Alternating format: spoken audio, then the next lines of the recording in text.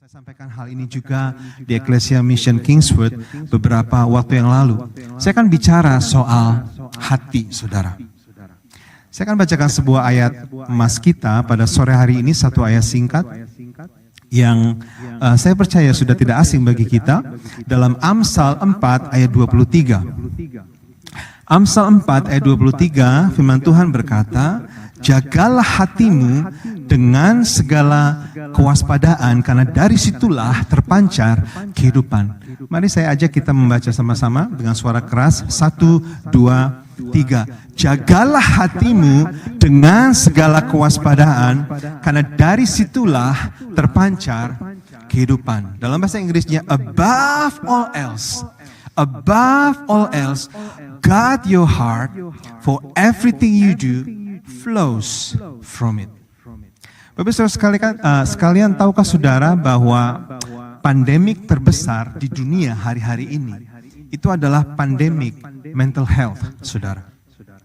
Sydney Morning Herald dalam sebuah artikelnya mengatakan bahwa hari-hari ini di Australia 65% orang yang pergi ke GP, ya, ke dokter umum, ya, mereka pergi ke sana karena masalah-masalah yang berhubungan dengan mental health atau psychological issues.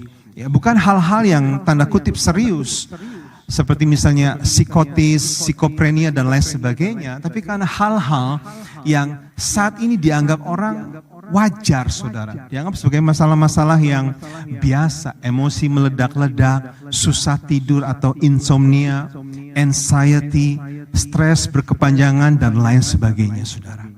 Dan tidak heran, hari-hari ini obat yang begitu populer, saudara, dicari orang, termasuk di Indonesia saya mendengar, itu adalah obat-obatan seputar mental health, saudara. Obat penenang, antidepresan, sleeping pill, dan lain sebagainya.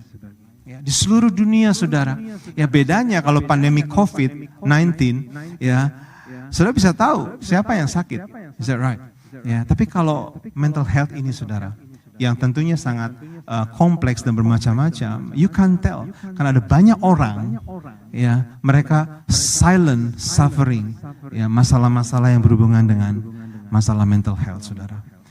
Sekali lagi, saudara, bicara soal mental health ini sesuatu yang sangat kompleks, dan itu bukan ranah saya, saudara. Tapi sebagai hamba Tuhan, izinkan saya untuk mengajak saudara sekalian untuk kita melihat, ya, ayat yang tadi kita baca, saudara. Ya, nasihat yang saya sangat percaya dapat membantu kita untuk memiliki sebuah kehidupan pikiran yang sangat sehat. Karena tahukah saudara, kata hati di ayat tadi, jagalah hatimu. Dalam konteks Yahudi, dalam konteks Ibrani itu bukan bicara perasaan, saudara. Hari ini kalau kita mendengar kata hati, itu biasanya identik dengan perasaan. Don't use your head, use your heart. Itu artinya apa? Jangan pakai logika, pakai perasaanmu, kan gitu, saudara. Ya, hati seringkali identik dengan emosi atau perasaan atau feeling, saudara. Tapi dalam konteks Yahudi, dalam konteks Ibrani, sudah kata hati di ayat tadi, dalam kata aslinya adalah kata lev. Itu adalah bagian terdalam dalam diri manusia atau diri seseorang yang merupakan pusat atau center dari pikiran. Are you with me? Saudara bisa mengerti? Ya, jadi kalau saya bicara hati sore hari ini, ya, saudara mesti mengerti saya sedang bicara soal pikiran, saudara. Karena dari pikiran situlah muncul perasaan, emosi, kehendak, decision, habit, dan lain sebagainya. Semuanya bermuara pada pikiran. Ya, jadi kalau orang berkata, aku sakit hati, itu sebenarnya salah, saudara. Ini jantung, saudara. Heart di sini jantung. Aku sakit hati mungkin yang lebih tepat. Aku sakit hati, begitu, saudara. Karena hati itu bicara first and foremost soal pikiran atau mind. Izinkan saya untuk mengupas ayat yang singkat ini, saudara, dengan melihat ada 3 pertanyaan besar di sana. Yang pertama, what do we do? Yang kedua, how do we do it? Dan yang ketiga, why do we do it? Yang pertama, what do we do? Ayat ini berkata, guard your heart. Jagalah hatimu. Bapak Ibu sekalian, tahukah saudara bahwa hati di mata Tuhan itu adalah sesuatu yang sangat penting dan berharga? Betul, saudara? Saya ulang sekali lagi, ini kayaknya lemes. Mungkin terlalu itu ya, have fun tadi ya, syalala tadi ya, sudah lemas. Giliran firman Tuhan, sudah lemas semuanya. Saya ulang sekali lagi saudara, di mata Tuhan, hati itu sesuatu yang sangat-sangat penting dan berharga. Amin saudara. Alkitab nggak pernah berkata, jagalah rumahmu, jagalah hartamu. Ya, suami diperintahkan kasihilah istrimu, tapi nggak ada ayat yang berkata jagalah istrimu. Saya nggak bilang bapak-bapak nggak perlu menjaga istri masing-masing loh saudara ya. Kita harus menjaga istri saudara. Tapi di seluruh Alkitab kita yang tebal ini ada satu ayat yang tadi kita baca yang muncul, hey jagalah hatimu. Kenapa saudara? Sekali lagi, karena di mata Tuhan kita, hati kita sangat penting dan berharga. Amin saudara. Karena hanya yang penting, hanya yang berharga sajalah yang harus dijaga. Nggak ada orang ya menjaga hal-hal yang nggak penting atau nggak berharga saudara. Ya. Bagaimana caranya membedakan antara tas Hermes yang asli dengan tas Hermes yang palsu saudara? Gampang tuh saudara. Yang pertama, tunggu hujan ya Cimira. Atau kedua, tunggu hari Minggu di gereja. Kenapa? Tunggu hujan saudara. Karena kalau tas Hermes yang asli, kalau kehujanan bawanya gini saudara. Tapi kalau tas Hermes yang KW, kehujanan bawanya gimana ibu-ibu? Tuh kan banyak kesaksian pribadi. Atau tunggu hari Minggu, tunggu di gereja. Kenapa? Karena kalau di gereja tas Hermes asli taruhnya di kursi sebelah. Sampai Asher, Pak, Ibu misi apakah bisa, apa loh dipelototin begitu saudara, cari kursi yang lain. Tapi tas Hermes yang KW taruhnya di mana ibu-ibu? Tuh kan banyak kesaksian pribadi saudara. Hanya yang penting, hanya yang berharga, yang harus dijaga. Dan Tuhan berkata, jagalah hatimu. Karena di mata Tuhan kita, hatimu, hatiku, penting dan berharga saudara. Oleh karena itulah firman Tuhan berkata manusia melihat apa yang di depan mata dan Tuhan melihat apa Bapak Ibu? Hati. Ya. Dan dalam ajaran-ajaran Yesus saudara akan temukan berkali-kali Yesus menekankan atau memfokuskan persoalan hati. Bapak Ibu saudara sekalian. Di saat orang Farisi dan ahli Taurat mereka bangga dengan hal-hal yang kelihatan dari luar baik saudara. Dengan penampilan, dengan image, Yesus melihat hati. Dia berkata, kamu tidak berzina. Memang. Tapi kalau kamu melihat wanita dan mengingininya, kamu sudah berzina di mana saudara? Di mana? Di hati. Kamu nggak makan makanan yang menajiskan. Memang ya, tapi kalau kamu nggak makan makanan yang menajiskan, tapi kamu mulutmu apa yang keluar dari mulutku itu menajiskan, itu yang lebih penting di mata Tuhan. Karena apa yang keluar itulah yang menajiskan, karena yang keluar itu berasal dari hati. Ya. Bangsa ini memuliakan aku dengan bibirnya, sedangkan hatinya menjauh daripadaku. Berkali-kali Yesus menekankan soal hati. Saudara sekali lagi, karena di mata Tuhan kita, hati itu sangat penting dan berharga. Ya. Dan ayat ini berkata, jagalah hatimu. Ya. Ini perintah Tuhan buat kita saudara. Bukan buat istri kita, bukan buat orang lain, bukan buat suami kita. Ya, artinya menjaga hati itu adalah tanggung jawab kita saudara. Artinya gini, dengar baik saudara. Bagaimana keadaan hatimu hari ini, sebenarnya itu adalah tanggung jawab saudara. Banyak orang hatinya pahit, banyak orang hatinya sakit, hatinya kecewa, yang disalahkan orang lain saudara. Tapi saya mau berkata, terjaganya hati kita sebenarnya adalah tanggung jawab kita, Bapak Ibu Saudara sekalian. Saya mau berkata satu hal ini dengar baik. Tidak ada seorang pun juga yang bisa membuat hati saudara sakit, yang bisa membuat hati saudara pahit, yang bisa membuat hati saudara kecewa tanpa seizin saudara. Karena sekali lagi terjaganya hati saudara adalah tanggung jawab saudara. Oh kalau kita mengerti kebenaran ini Bapak Ibu, sebenarnya kita akan sadar begitu banyak permasalahan dalam kehidupan kita. Sebenarnya akar masalahnya bukan orang lain, saudara. Akar masalahnya ada di sini, hati yang belum terjaga dengan baik. Suatu ketika ada seorang bapak yang sudah tua, suami istri, bapak dan ibu. Suatu ketika si bapak pergi ke dokter, dia ngadu sama dokter. Dokter, istri saya sudah hilang pendengaran, parah banget dokter. Aduh, gimana dokter, saya sudah pusing. Tolong dokter.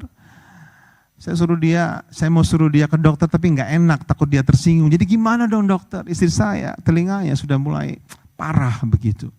Dokter berkata, yaudah nggak apa-apa, kalau gitu kita tes dulu Pak. Nanti di rumah Bapak tanya sesuatu sama istri Bapak dari jauh. Lama-lama maju, lama-lama mendekat, lama-lama makin dekat. Kita tes dulu, hilang pendengarannya sudah separah apa. Oke Pak.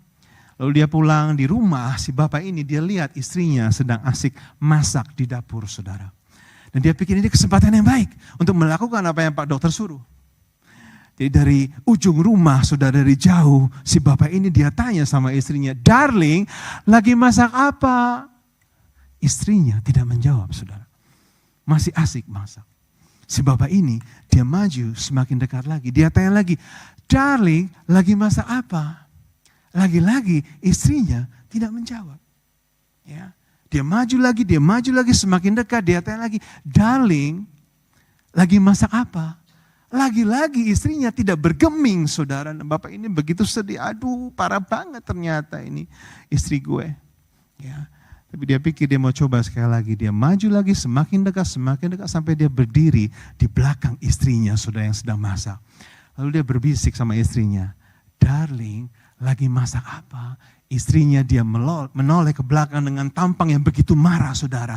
4 kali Pak, 4 kali sudah aku jawab, masak nasi goreng. Kenapa diulang-ulang terus tanyanya? Gitu, saudara. Ternyata sing budek, buah pae, saudara.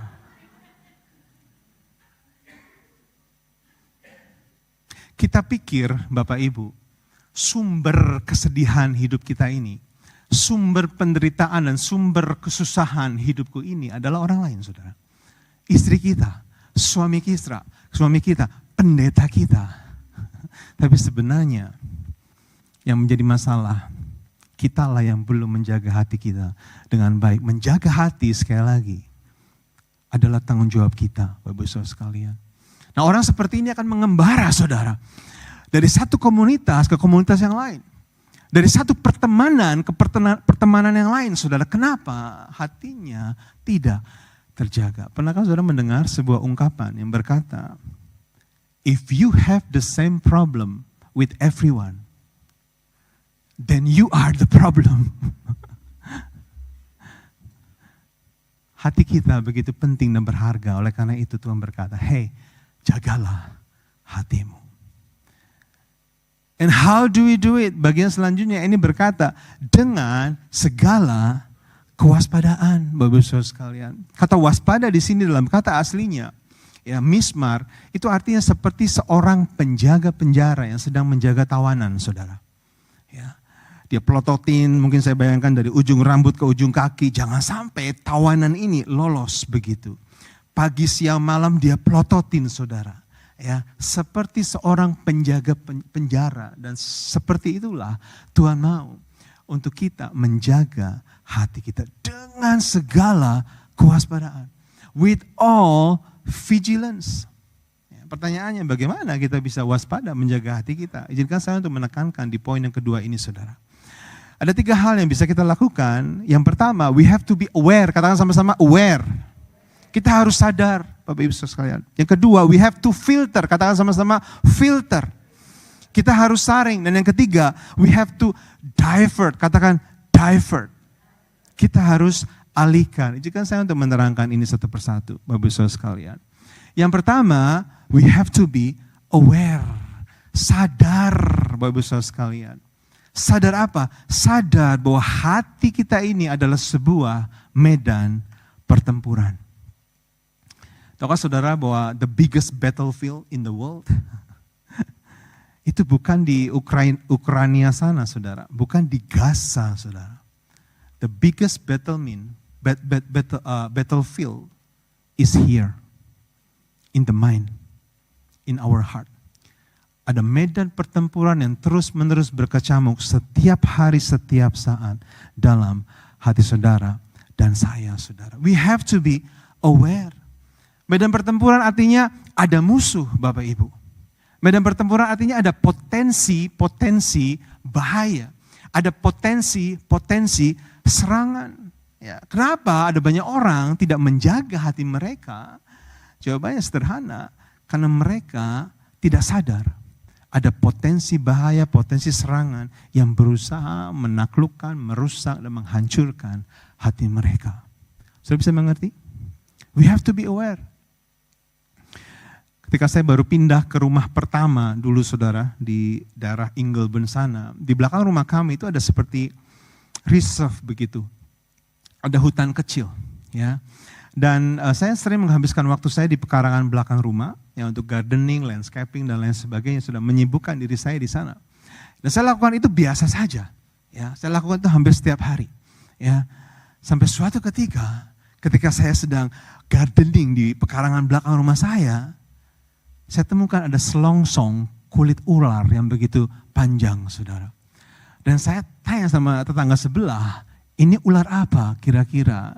Lalu dia berkata, ini ada merah-merahnya, kemungkinan besar ini red belly snake. Apakah berbisa? Saya tanya, berbisa banget, dia bilang. Dan gak cuma sekali, saudara. 2 kali, yang kedua saya temukan lagi, lebih besar lagi. Dan saya tanya tetangga yang satunya, ini ular apa? Dia bilang, ini hampir bisa dipastikan Eastern brown snake. Ya, the good news is only the second most poisonous snake in the world, katanya. Itu good newsnya. Bukan yang paling pertama, yang paling berbisa di seluruh dunia. Cuma yang kedua dia bilang seperti itu.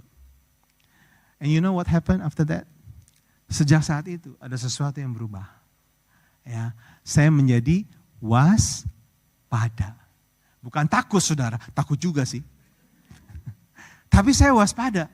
Ya, kalau ke belakang saya mulai biasakan pakai sepatu boot yang tinggi, saudara. Saya mulai alert kanan kiri, saya lihat barangkali ada ular sedang bobo siang, begitu. Ya, rumput saya tidak biarkan terlalu tinggi. Saya potong, saudara, supaya tidak menjadi sarang ular. Kenapa? Saya aware, sadar ada potensi bahaya, potensi serangan yang mungkin bisa mencelakakan saya, saudara. Seperti itulah waspada dalam menjaga hati. Oleh karena itulah firman Tuhan berkata dalam 1 Petrus 5 ayat 8, sadarlah, lihat itu, saudara. Sadarlah dan berjaga-jagalah, lawanmu si iblis berjalan keliling sama seperti singa yang mengaum-ngaum mencari orang yang dapat ditelannya. Enggak semua pikiran yang masuk ke hati kita datang dari iblis. Tapi iblis hampir selalu menyerang kita lewat pikiran. Are you with me? Inilah yang Rasul Paulus katakan sebagai memadamkan panah api dari si jahat, saudara. Ada di sini yang pernah melihat iblis melepaskan panah api, gitu? Enggak ada, saudara, ya. Lalu apa maksudnya panah api dari si jahat? Pikiran-pikiran yang iblis pakai untuk menyerang, menjatuhkan hati kita. Dan ini adalah strategi iblis yang sama yang dia sudah lakukan sejak di Taman Eden dulu, saudara. Sampai di zaman Yesus ketika dia cobai selama 40 hari, 40 malam, ketika dia berpuasa di sana, semuanya lewat pikiran, saudara, dan strategi yang sama masih iblis lakukan sampai hari ini kepada saudara dan saya, saudara. Jadi strategi iblis itu bukan dengan menakut-nakuti, Bapak Ibu. Dengan penampilan yang menyeramkan seperti film-film horor di Indonesia. Suster ngesot, tuyul ngepot, tahu gejrot, whatever it is. Itu iblis jadul, saudara. Strategi iblis yang selalu dia pakai. Dia serang kita dengan panah apinya, yaitu pikiran-pikiran yang dia lepaskan, lontarkan ke dalam medan peperangan ini, saudara. So we have to be aware all the time. Ketika sedang sendirian muncul pikiran-pikiran yang enggak, aware, Bapak Ibu sekalian. Lagi scrolling sosial media muncul pikiran iri, jealous sama teman kita, aware. Ada serangan nih, ada serangan. We have to be aware. Ya. Lagi ngobrol sama orang mulai gosip, ya mulai terpancing untuk ikut menjelekkan orang lain. Aware dengan segala kewaspadaan. Kata firman Tuhan. Ya. Dan gak cuma aware, selanjutnya we have to filter, menyaring. Yesus berkata dalam Lukas 6 ayat 45. Saya akan bacakan saudara, Lukas 6 ayat 45. Orang yang baik mengeluarkan barang yang baik dari perbendaharaan hatinya yang baik. Dan orang yang jahat mengeluarkan barang yang jahat dari perbendaharaannya yang jahat. Karena yang diucapkan mulutnya, perhatikan ini saudara, meluap dari hatinya. Matius 15 ayat 19 berkata, karena dari hati, apa saudara? Timbul segala pikiran yang jahat, pembunuhan, perzinahan, percabulan, pencurian, sumpah palsu, dan hujat. Perhatikan dua kata ini Bapak Ibu.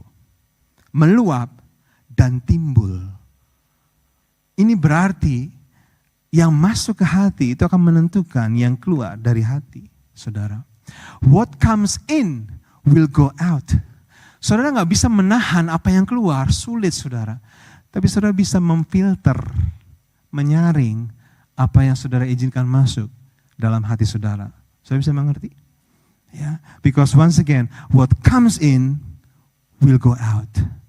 Kalau saudara bahwa perkataan kita, tindakan kita adalah konsekuensi dari hal-hal yang kita izinkan masuk dalam pikiran kita. Ada di sini yang kenal orang, omongannya nyinyir terus. Ada saudara? Ya. Sebelah gua nih. Jangan saudara. Pernahkah saudara mengenal orang yang omongannya sinis terus, negatifan terus? Ada orang seperti itu? Banyak saudara.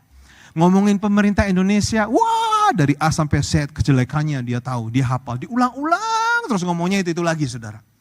Ya. Ngomongin hamba Tuhan, apalagi saudara, ini topik yang menyenangkan.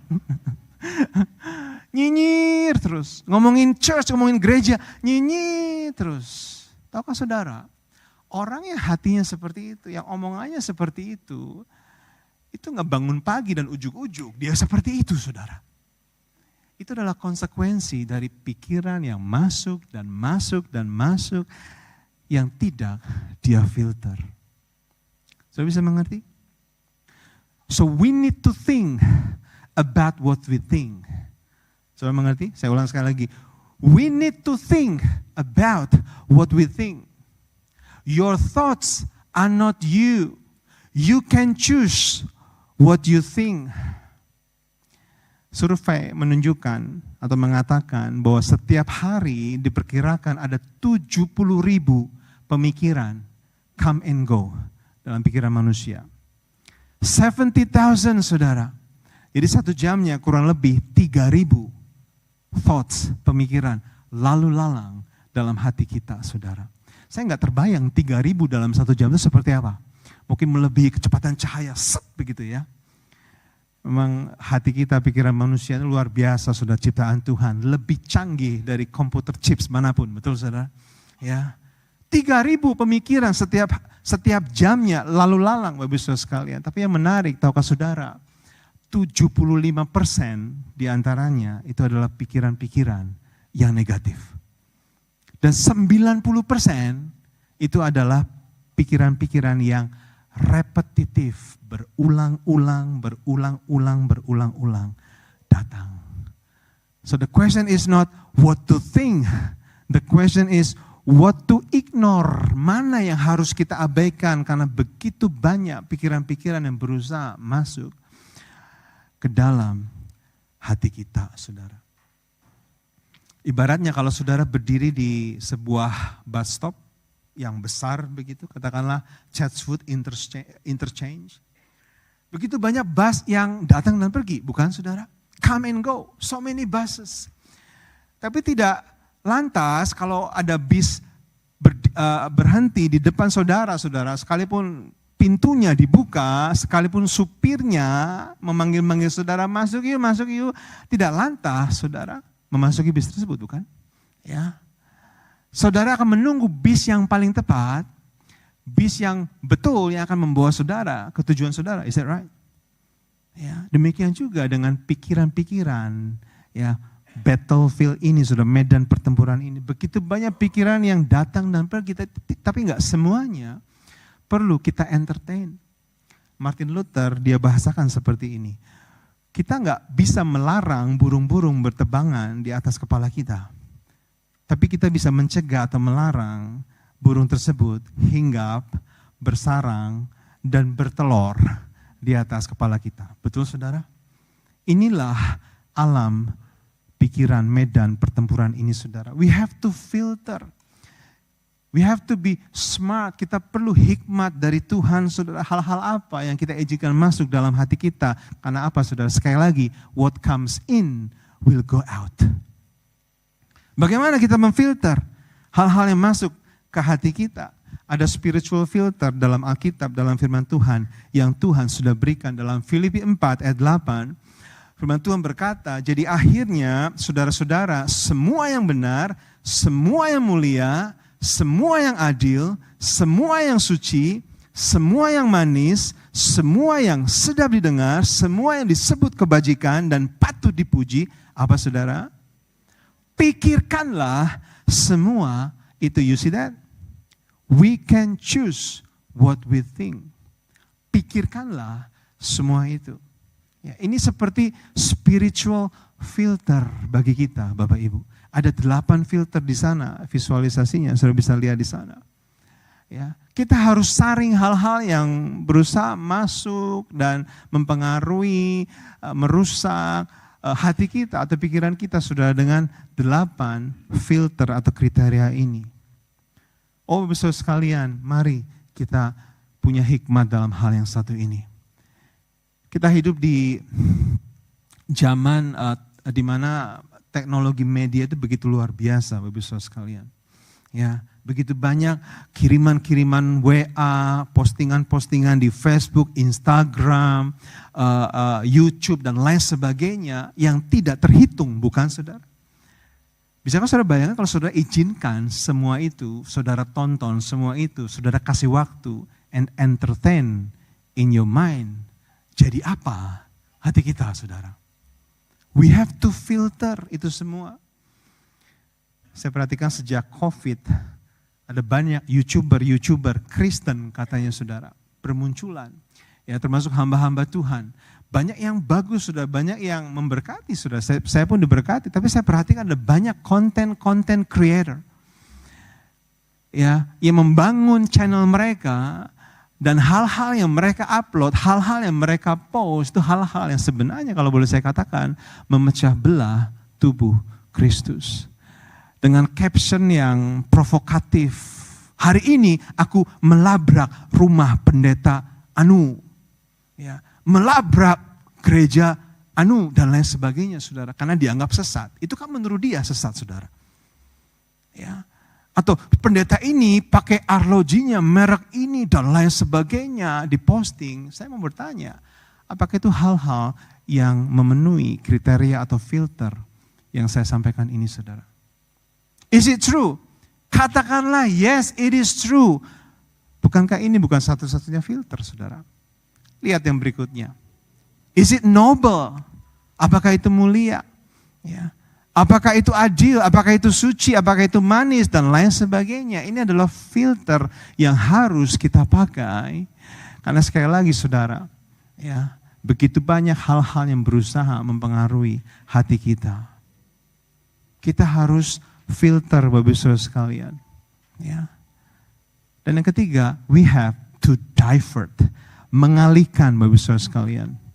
Tuhan berkata dalam Roma 12 ayat 2, janganlah kamu menjadi serupa dengan dunia ini, tapi berubahlah oleh pembaharuan budimu. Be transformed by the renewing of your mind. Sehingga kamu dapat membedakan manakah kehendak Allah, apa yang baik, yang berkenan kepada Allah, dan yang sempurna. Perhatikan ini saudara. Be transformed, berubahlah. Jadi ternyata pikiran kita dapat diubah saudara. Jadi kalau ada orang berkata, aku dari sononya sudah seperti ini, aku gak bisa berubah, aku memang sudah seperti ini wataknya. Don't change me, you like it, Cool, you don't like it, that's your problem. Aku memang seperti ini. Tapi firman Tuhan berkata, kita harus berubah. Ya, be transformed by the renewing of your mind. Saya baca sebuah buku yang dikarang oleh seorang hamba Tuhan, saudara. Dia seorang hamba Tuhan, tapi dia seorang psikologi, trained psychologist juga. Dikatakan dalam dunia psikologi ada sebuah istilah neuroplasticity. Neuro itu artinya otak atau pikiran. Plasticity itu seperti plastik, ya, dapat berubah, elastis begitu. Jadi ternyata ya pikiran kita, pikiran manusia itu dapat berubah, dapat dibentuk kembali begitu, saudara. Ya, dalam otak manusia ada sesuatu yang disebut dengan neural pathways. Jumlahnya ada billion, saudara. Seperti jalur-jalur dalam otak manusia. Dan neural pathway itu terbentuk setiap kali ada pikiran baru yang masuk pertama kali dalam pikiran manusia. Semakin sering pikiran-pikiran itu datang, maka semakin tebal, semakin fix jalannya. Saya bisa membayangkan yang saya maksudkan? Ya, kalau ibaratnya saudara sedang jalan, hiking begitu, dan kemudian ada semak-semak, saudara mau tembus semak-semak, susah saudara, sulit. Tapi saudara paksakan begitu ya untuk menembus semak-semak, you can do it. Nah kemudian saudara lewat lagi, semakin sering saudara lewat, semakin mudah dilewati. Betul saudara? Ya, dan mungkin orang lain juga lewat dan terus, maka lama-lama jalan tersebut menjadi jalan setapak. Lama-lama menjadi jalan yang semakin besar, semakin lebar, semakin panjang, dan mungkin di aspal, dan maybe in the future lama-lama bisa menjadi highway. Ini ilustrasi saja. Ya, dalam pikiran manusia, ketika sebuah pemikiran menjadi highway fix, pada saat itulah ya kita akan mengalami apa yang Rasul Paulus katakan, kubu-kubu, benteng-benteng yang harus diruntuhkan, saudara. Sulit berubah, tapi bisa berubah. Nanti kita lihat bagaimana cara merubahnya, saudara. Ya, ketika kita alami trigger, langsung reaksinya ke sana. Jalannya ke sana. Kenapa? Karena highway-nya ke sana. Betul saudara? Ya, ada trigger, instant, otomatis larinya ke sana. Trigger lagi, larinya ke sana lagi. Kenapa? Highway-nya ke sana. Kalau seandainya ada seorang wanita yang pernah sakit hati oleh karena pria. Dan kemudian dia patah hati dan lalu dia bertemu dengan pria lain yang mengingatkan dia akan mantannya. Kemudian sesuatu mengingatkan cara ngomongnya kek, atau apanya kek, itu seperti trigger. Dan lalu muncul sebuah pemikiran, tuh kan semua pria sama saja. Set. Trigger, tuh kan semua pria sama saja. Trigger, semua pria sama saja, saudara. Kenapa? Highway-nya sudah terbentuk ke sana. Ya. Tuh kan orang Kristen semuanya munafik. Ada trigger, tuh kan semua pendeta mata duitan. Trigger, tuh kan aku enggak berharga. Ada trigger, tuh kan aku enggak berguna. I'm such a loser, I'm such a failure. Trigger, it's my fault. Trigger, I hate myself. I hate myself. I hate myself. Kenapa? Jalannya, highway-nya ke sana. Saya bisa mengerti? Kubu-kubu, benteng-benteng. Dan itulah yang harus diruntuhkan. Kalau kita mengerti hal ini, saudara, kita akan sadar begitu banyak masalah yang orang punya hari-hari ini, saudara. Ya, negativity, sinis, emosi meledak-ledak. Ya, bahkan kalau tidak hati-hati depresi, bahkan suicidal. Salah satu alasannya, tidak selalu, saudara, tapi salah satu alasannya adalah hal yang satu ini, cara berpikir yang keliru, yang dibiarkan terus-menerus sehingga menjadi kebiasaan. Highway-highway yang fix, ya, yang begitu kuat, yang sulit sekali berubah. So we have to divert, kita harus alihkan. Bagaimana caranya? Kita harus perbaharui itu, saudara. Ya, bagaimana cara perbaharui? Buat jalan yang baru. Saudara bisa mengerti? Buat jalan baru, gimana caranya? Ya, yang pertama, saudara, saya mau katakan, tidak ada hal yang lebih powerful, lebih berkuasa untuk merubahkan pikiran kita, meruntuhkan kubu-kubu benteng-benteng yang sudah lama highway-highway di atas pikiran kita ini, saudara. selain daripada kebenaran firman Tuhan. Kita harus isi hati kita setiap hari, setiap saat dengan kebenaran firman Tuhan. Bisa tunjukkan? Ya. That's how we renew our mind. That's how we make a new pathway, saudara. Ya, kita isi dengan firman Tuhan. Karena firman Tuhan itu akan memerdekakan kita. The truth will set you free. Kata firman Tuhan. Ketika kita teringat trauma masa lalu, disakiti oleh orang tua kita. Ya, dan kita begitu tergoda, tempted untuk replay that in our mind. Replay again, trauma. Papaku lakukan ini, dulu papaku lakukan itu, dulu mamaku ngomong seperti ini, terus di replay. We have to divert, we have to alihkan itu, saudara. Dengan apa? Kebenaran firman Tuhan. Isi hati kita dengan firman Tuhan dan perkatakan itu di dalam Kristus. Aku adalah ciptaan yang baru, yang lama sudah berlalu, sesungguhnya yang baru sudah datang. Ya. Bikin jalan baru, Bapak Saudara sekalian. Nobody loves me. Gak ada orang yang cinta, yang mengasihi aku. Ya, HW-nya sudah ke sana. Alihkan dengan firman Tuhan. I am love. That's why Jesus died for me. I'm fearfully and wonderfully made. Ketika kita lakukan itu, kita sedang membuat jalan-jalan baru, Bapak Saudara sekalian. Nobody can forgive me. Even God can forgive me, karena hal-hal yang aku lakukan di masa laluku begitu jahat, begitu kelam, begitu memalukan. Itu pikiran-pikiran yang sedang masuk, trigger-trigger, saudara, yang sedang lewat di HW-HW di hati kita. Alihkan dengan firman Tuhan, sejauh timur dari barat yang melemparkan dosaku. Demikianlah sekarang tidak ada lagi penghukuman bagi mereka yang ada dalam Kristus Yesus. Amin, saudara. Aku gak bisa, I'm such a failure, I'm such a loser. Semua orang bisa, tapi kalau aku gak bisa. Aku ini pecundang, aku ini loser, orang gagal. Itu HW-nya sudah seperti itu, mungkin puluhan tahun seperti itu. Alihkan, divert dengan firman Tuhan. Hey, segala perkara dapat kutanggung di dalam Dia yang memberikan kekuatan kepadaku. Ketika kita lakukan hal ini setiap hari, alihkan dengan firman Tuhan. Divert dengan firman Tuhan setiap hari, setiap saat, terus bikin jalan baru, terus bikin jalan baru.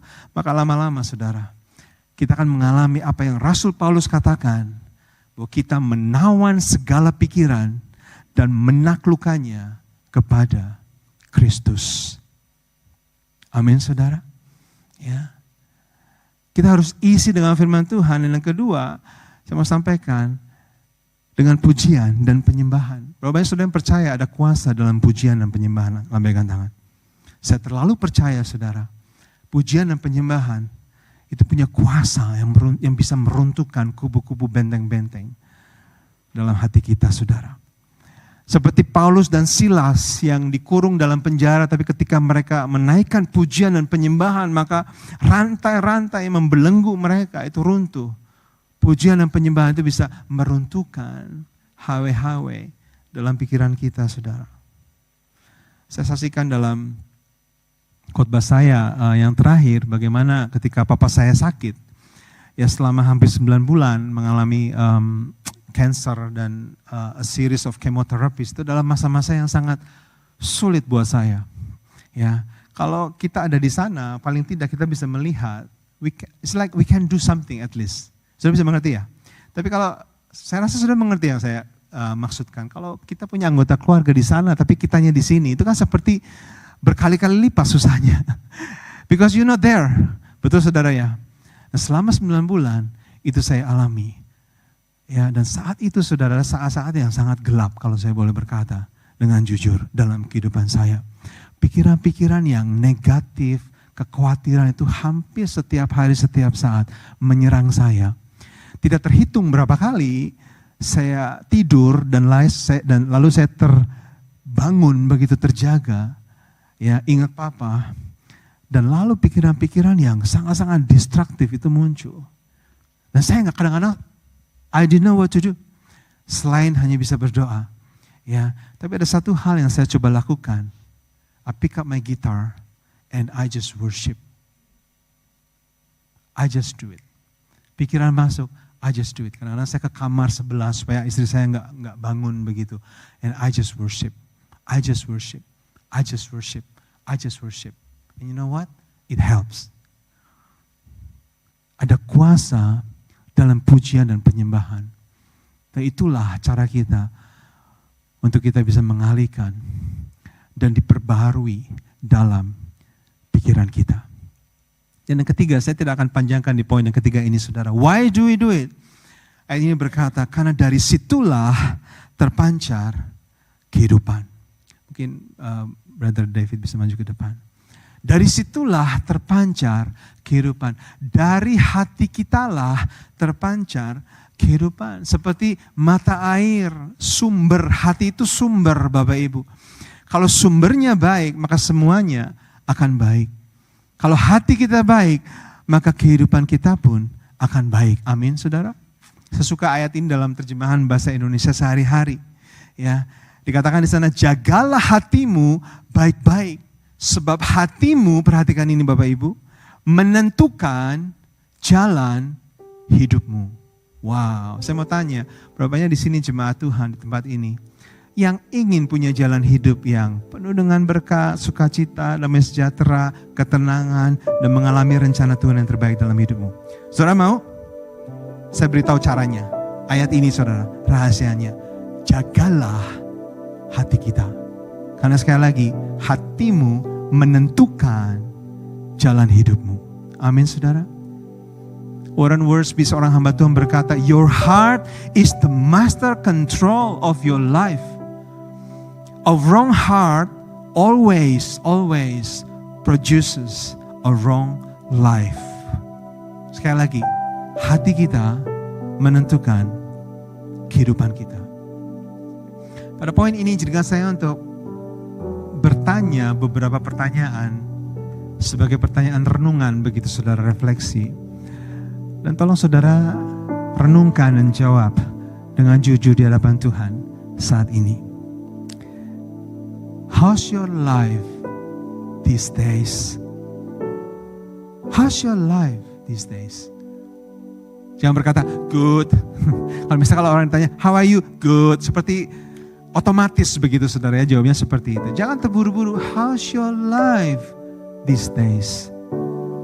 How's your relationship? How's your emotion? How's your sleep? How's your prayer life? Apakah hidupmu baik-baik saja hari-hari ini? Tolong jawab dengan jujur di hadapan Tuhan. Bukan untuk saya, saudara. Kalau ada saudara yang berkata, no, my life is not good these days. Hidupku sedang tidak baik-baik saja hari-hari ini. Maka izinkan saya untuk bertanya pertanyaan berikutnya. Then, how's your heart? Karena sekali lagi, hatimu menentukan hidupmu. How's your heart? Tahukah saudara bahwa kualitas hati saudara itu berbanding lurus dengan kualitas hidup saudara.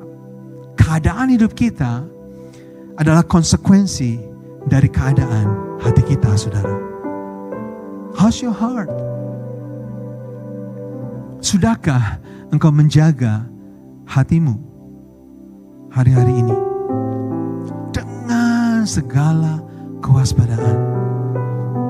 Kalau hidupmu tidak baik-baik saja, emosimu, hubunganmu, dan lain sebagainya, solusinya jangan terlalu terburu-buru saudara untuk pindah pekerjaan mungkin, pindah kota, pindah negara, pindah komunitas, dan lain sebagainya. Mari ambil waktu sebentar untuk periksa hati kita terlebih dahulu. Sudahkah kita menjaga hati kita dengan baik? Hal-hal apakah yang kau izinkan masuk dan mendominasi hatimu setiap hari? Apakah saudara habiskan berjam-jam semua posting di sosial media saudara tonton, semua kiriman WA saudara entertain, semua omongan orang, gosip, negativity dan lain sebagainya, you give that time. Apakah seperti itu cara kita menjaga hati kita? Atau apakah hati kita jaga dengan segala kewaspadaan? Are you aware? Do you filter? Do you divert? Seberapa banyak engkau izinkan kebenaran firman Tuhan itu masuk dan memperbaharui pikiran saudara? Seberapa sering saudara memperkatakan kebenaran firman Tuhan? Karena sekali lagi, kebenaran itulah yang akan memerdekakan kita, saudara. Dan seberapa sering saudara duduk di kaki Tuhan in worship, in worship, in worship.